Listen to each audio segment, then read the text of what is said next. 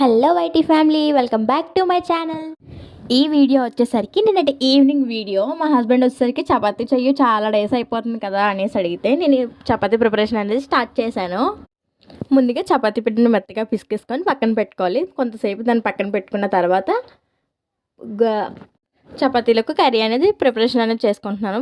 Curry ఏంటంటే బంగాళదుంప and meal maker curry నేను ప్రిపరేషన్ చేసుకున్నాను. కర్రీ ప్రిపరేషన్ అనేది నేను ఇందులో చూపించట్లేదు.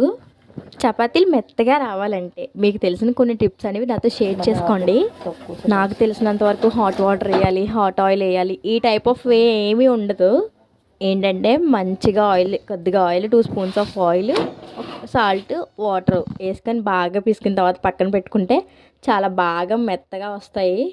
మీలో ఎంతమంది చపాతీలు చేసేటప్పుడు ఒకవైపు చపాతీ పాముతూ ఒకవైపు కాలుస్తారు? ప్రతి ఆడపిల్ల పెళ్ళికి ముందు అమ్మ వాళ్ళ ఇంటి దగ్గర ఏదైనా కుక్ చేసేటప్పుడు అన్నం మూత పెట్టిన ప్లేట్ తీయడానికి కూడా చాలా వరకు భయం పడతారు. కానీ ఇక్కడ పెళ్ళి అయిన తర్వాత మాత్రం చేతితో మార్చేస్తారు కదా. అండ్ లాస్ట్లో అనుకోకుండా మా హస్బెండ్ కోసం హాట్ షేప్ చపాతీ అయితే ప్రిపేర్ అయ్యింది. అది నేను అసలు అనుకోలేదు.